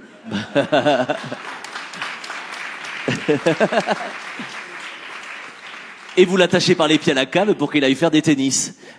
Stéphane, vous souhaitez répondre à madame. Oui, parce que votre question est peut-être au centre de beaucoup de choses. Moi, je suis chimiste, et quand je vais dans les écoles, en gros, la chimie, ça a une super cote. C'est-à-dire qu'au collège, la chimie, ça sent pas bon, ça explose, ça change de couleur. C'est vraiment super, ça pollue, oui. Ça fait du bruit, c'est super. Et puis, il y a un virage qui s'opère à partir de la première, où là, on me dit, ben non, moi, ce sera plutôt une prépa commerciale qui m'intéresse. Donc, la science, c'est bon. Alors, vous savez que le gros déficit qu'on a, nous, en France, c'est d'attirer les jeunes vers la recherche. C'est ce qu'avait fait Charpak avec la main à la pâte. Oui. Il y a une vraie nécessité de réconcilier aussi la population avec la science, la recherche. Mais pourquoi on en fait? À quoi ça sert? Est-ce que c'est utile ou est-ce que ce n'est pas utile? Donc, je crois que ces questions-là... Et ce que vous avez évoqué en début de votre question, c'est que nous sommes dans une société de savoir. C'est-à-dire qu'en France, ce qui est important, c'est d'être un sachant. Et le diplôme démontre que vous êtes un sachant. Et il y a certaines écoles, quand vous en sortez en France, toute votre vie, ce que vous avez fait à 20 ans, ça va être lié à ça. D'accord? Ça, vous êtes dans d'autres pays, je sais pas, aux États-Unis, moi, mes copains américains, ils sont morts de rire quand ils voient ça. Donc, il y a effectivement le fait de repenser ça, oui. De remettre aussi la personne au milieu de ce qu'on a envie de lui apprendre. Et dans les réponses d'Aldo et de Stéphane, pour aller un peu plus loin, n'est-on capable de transmettre que ce que nous avons reçu? Et il y avait un élément dans votre réponse qui permet d'entendre ça. Est-ce que je me plante ou pas? Est-ce que je suis capable de transmettre que ce que j'ai reçu? Qui peut répondre à ça? Anne, peut-être. Que j'ai reçu ou que j'ai appris et qui m'a fait du bien. Parce que si j'ai reçu quelque chose qui m'a fait du mal, je vais prendre le contre-pied. Et en général... Tout le monde prend le contre-pied. Est-ce qu'il n'y a pas des gens qui transmettent, malgré tout, parfois malgré eux, ce qu'ils ont appris qui leur a fait du mal, mais qu'ils reproduisent peut-être sur leurs enfants? Statistiquement parlant, c'est plus rare. D'accord. Anne? La transmission, c'est quelque chose de mouvant. On ne peut pas dire, c'est jamais une reproduction à l'identique. On ne fait pas que, si on ne fait que reproduire à l'identique quelque chose que l'on a reçu, la transmission finit par s'arrêter. Parce que d'abord, l'évolution de l'histoire de chacun, l'histoire individuelle, elle continue l'histoire familiale, elle se transforme, elle court tout au long du temps. L'histoire collective, elle court aussi. Donc en fait, la transmission, elle ne peut opérer que dans cette tension entre l'héritage, effectivement, une partie de ce que l'on peut reprendre de ce que l'on a reçu, mais aussi l'expérimentation, ce que l'on va à son tour créer, ce que l'on va à son tour introduire. Et donc la transmission, elle n'est vivante que si l'on autorise et l'on laisse venir justement la nouveauté et le risque que ça suppose dans la transmission d'une génération à l'autre. D'autres questions dans la salle? Qui a levé la main? Qui a le micro surtout? Je ne vois pas quelqu'un le micro. Allez-y, alors levez-vous, je ne vous vois pas, vous êtes sous le projo, mais levez-vous malgré tout, comme ça je vous verrai encore moins, mais la télé vous verra. Oui. Vous pouvez vous présenter si vous le souhaitez. Alors moi je suis scientifique, je m'occupe... Je vais vous transmettre un truc, c'est le seul truc que je sache dans mon métier, c'est que vous collez le micro sur le menton, comme ça je vous entends. Merci. Oui, je suis scientifique et à cet égard je m'occupe d'environnement et santé. Il y a un mot qui n'a pas été du tout prononcé pendant ce débat, c'est le mot... le droit de transmettre la santé à l'enfant. Alors, je vais prendre deux exemples. Le premier, c'est en Inde. Je ne sais pas si vous avez été choqués de voir à New Delhi récemment la pollution et des enfants qui spontanément défilaient dans la rue avec des panneaux disant « Stop à la pollution ». Oui. Moi, ça m'a énormément frappée. Alors, je ne voudrais pas qu'on en arrive là. Et je dirais que j'ai un grand espoir dans les femmes parce que c'est elles qui sont enceintes, c'est elles qui doivent prendre soin de leurs enfants. Et si vous avez vu pour certains le reportage récent d'Arte, ce reportage, merveilleusement fait, disait « Demain, tous crétins ». Pourquoi? Parce que certains polluants chimiques agissent sur l'hormone thyroïdienne qui est fondamentale pour le développement du cerveau. Madame, auriez-vous une question? Ma question, c'est... je dirais aux femmes qui sont jeunes, qui sont en âge de procréer, évidemment de ne pas avoir 50 enfants, comme l'a dit Votre Gilles question, Boeuf, madame, s'il vous plaît. mais d'être attentive à leur environnement. Voilà. Madame, donc ce n'était pas une question, c'était une injonction, un conseil. Pour répondre à Merci. cette jeune femme. Merci beaucoup, madame, de ce témoignage. D'autres questions? Qui a le micro dans la salle? Vous allez le passer à côté. Quelqu'un d'autre a le micro? Levez-vous quand vous avez le micro. Bonjour, madame. Oui, bonjour. C'était juste pour répondre à la fois à la jeune fille et à vous tous. Je suis donc, je suis donc enseignante chargée de mission approche intergénérationnelle pour l'éducation nationale. Très bien. À la tête d'un programme qui touche aujourd'hui plus de 80 départements et qui a été initié dans l'Académie de Paris.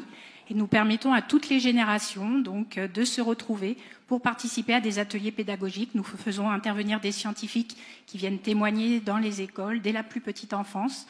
Nous faisons intervenir des derniers résistants qui viennent travailler sur les valeurs de la résistance, les valeurs républicaines, etc.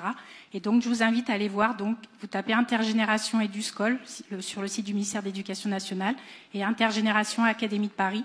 Et c'est le centre de ce grand colloque. Et d'ailleurs, nous organisons avec l'Éducation nationale, le ministère et l'Académie de Paris, un grand colloque européen le 21 mars à la Sorbonne, l'école, les générations face aux défis démocratiques. Voilà. Une petite pub en passant, mais merci de nous informer.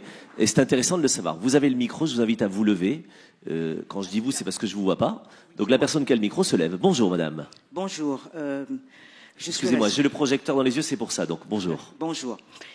Je suis journaliste, mais en même temps responsable, on a créé une organisation pour initier les tout-petits à la révolution numérique, les faire entrer dans l'ère numérique. Bon. La question que je voudrais poser à Monsieur Boeuf, lorsqu'il a dit que la Terre a tout connu en 4 milliards d'années et qu'il faut s'inspirer du vivant pour trouver des solutions aux problèmes qui se posent environnementaux, je ne sais pas si j'ai bien compris. Ma question, c'est est-ce que on n'est pas passé dans un saut, c'est pas qualitatif, mais dans l'ampleur, l'envergure des problèmes à régler, et que ça c'est inédit par rapport à l'évolution de la planète, et qu'on peut trouver des solutions quand même aujourd'hui. Est-ce qu'il n'y a pas quelque chose d'irréversible? Merci madame. Gilles Boeuf vous répond. Alors, moi, le numérique, bien sûr, hein, on est dedans jusqu'au cou. Ce qu'on fait en ce moment, ça peut être aujourd'hui vu en Australie au même moment. Mais il faut que le biologique reste au centre du système. J'ai discuté avec des gens qui font de la robotique récemment, qui me disaient, demain, tous les camions américains seront conduits par des robots. Mais un robot qui conduit un camion ne sait pas ce que c'est qu'un camion. Hein? L'intelligence artificielle, en fait, sur des robots, c'est clair qu'ils font des choses merveilleusement mieux que nous quelquefois, parce qu'ils vont beaucoup plus vite, mais ça remplace pas le système. Mais comme dit Edgar Morin, le problème, c'est devant la frénésie actuelle du développement scientifique et technologique, où on est le système éthique et conscient d'humain. Ce que disait depuis très longtemps d'ailleurs Rabelais, il disait, Edgar Morin, nous sommes encore dans l'enfance. Donc si on n'a pas, en association étroite, justement, ces progrès technologiques, avec le reste, ça marchera pas, ça se finira même assez mal. Donc le numérique, oui, bien sûr, hein, il faut absolument qu'on en tienne compte. On me dit récemment, Facebook, c'est un truc de vieux déjà. Ils ont 30 ans, bon d'accord. Donc on est sur Instagram ou des choses comme ça va très très vite. Mais il faut que le biologique reste au centre du système. Sinon, on tombe dans les travers actuels du transhumanisme, par exemple, que je peux évoquer, où là on a totalement oublié ce qu'est le biologique.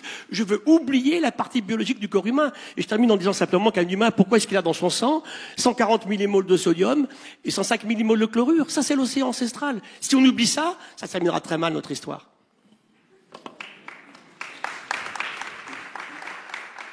Il fait flipper quand il termine comme ça, Gilles. Qui a le micro? Vous avez le micro certainement là-haut. Qui a le micro? Levez-vous. Vous avez un micro ici, il y a 2 micros. Alors, madame derrière, pardon, d'abord. Bonjour. Bonjour. Donc, je suis jeune professionnelle qui va bientôt avoir une famille.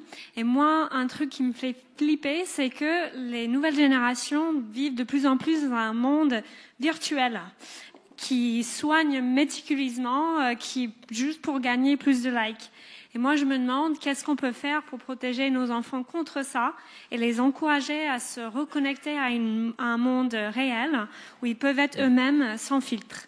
C'est pour ça que vous avez un téléphone à la main aussi. Tout à fait, mais moi, je suis dans ces générations.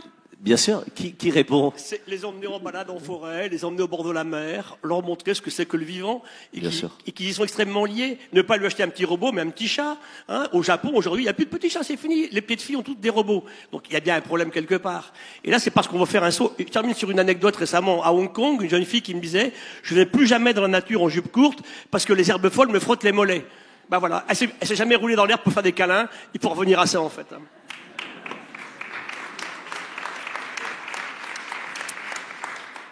Faites l'amour dans la paille.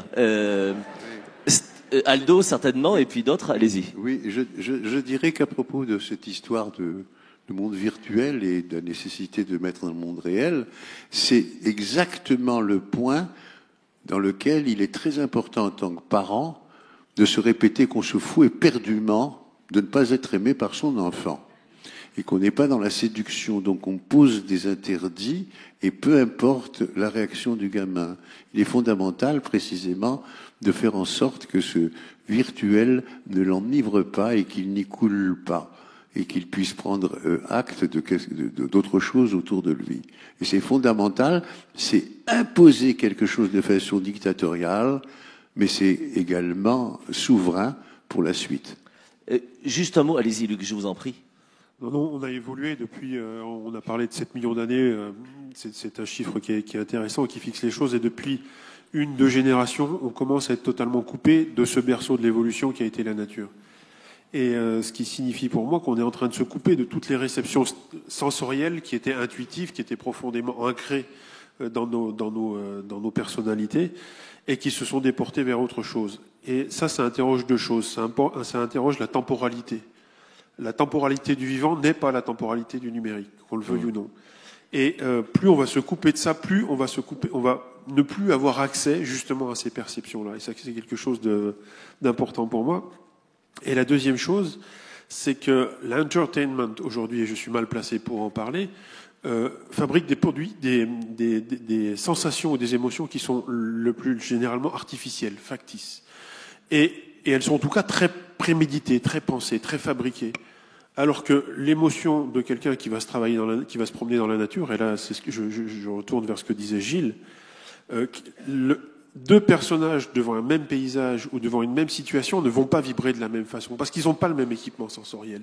Et je pense qu'il y a un réapprentissage, une confiance à faire dans la capacité à ressentir des choses qui sont extrêmement puissantes parce qu'elles sont singulières pour chacun d'entre nous.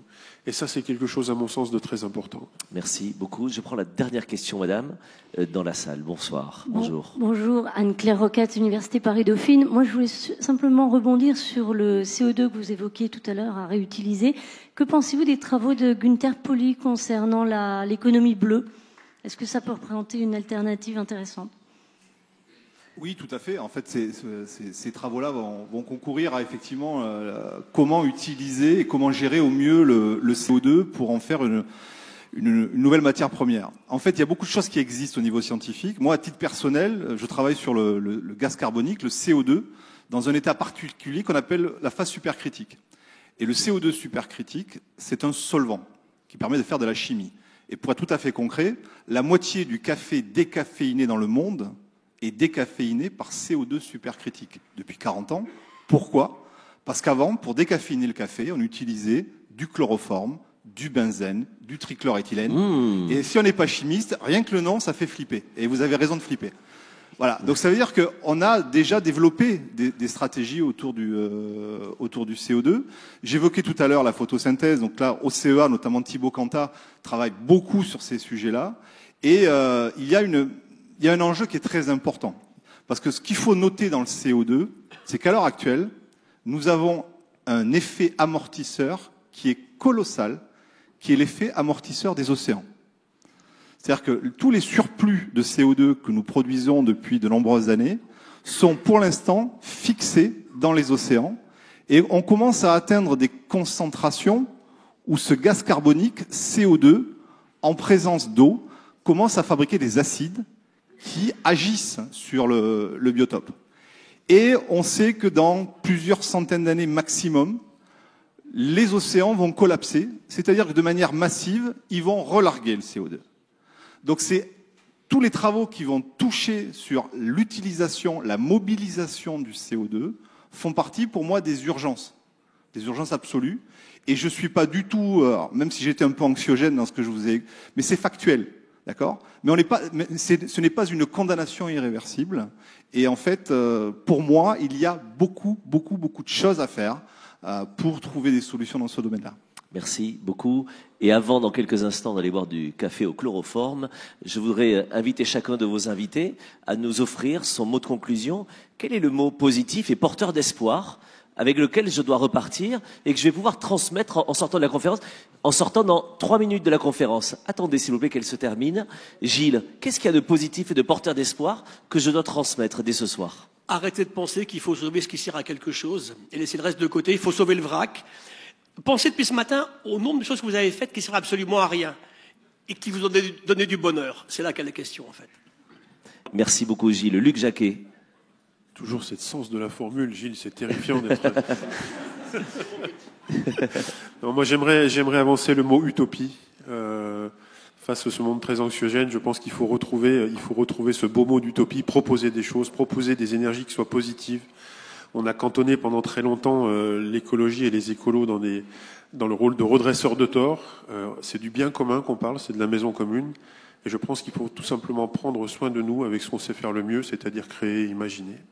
Merci Luc Jacquet. Anne Muxel, le message positif et porteur d'espoir, ce serait lequel? J'ai envie d'utiliser un mot, engagement. On a beaucoup parlé ici de la prise de conscience individuelle, et c'est vrai que ça doit passer par chacun, par la prise de conscience de chacun, mais je crois aussi que la somme de tous ces individus peut aussi, au travers d'une volonté, d'une détermination, je reprends le mot aussi, collective, faire en sorte que les choses changent. Donc engagement, changement. Merci. Stéphane Sarad. Transmettre, c'est interroger ou s'interroger. Poser une question, c'est prendre le risque de passer pour un con pendant 30 secondes. Ne pas poser la question, c'est prendre le risque d'être un con toute sa vie. Voilà. Merci. Et ça ne concerne pas les gens qui n'ont pas eu le temps de poser la question, c'est de ma faute. Ça, c'est le con, c'est moi. Qu'on soit bien d'accord là-dessus. Vous n'y êtes pour rien, parce que sinon, à la fin, voilà. Aldo, votre mot de la fin. Moi, je dirais que je suis un militant de l'éducation. Et je n'insisterai jamais assez sur le fait que l'éducation, c'est un dû à l'enfant, et que c'est comme ça qu'on lui transmet sa propre humanité. Ils étaient vos invités, vous les applaudissez. Merci beaucoup. Merci madame, merci messieurs. Merci aux étudiants aussi. Merci à l'équipe de la Cité. Et on applaudit l'équipe technique aussi. Merci en régie, au son, à la vidéo, à la lumière. Merci à tous, continuez bien. Les débats continuent évidemment dans l'amphi ou dans d'autres amphis. Profitez, régalez-vous. Il reste un débat évidemment ou plusieurs débats dans chaque salle.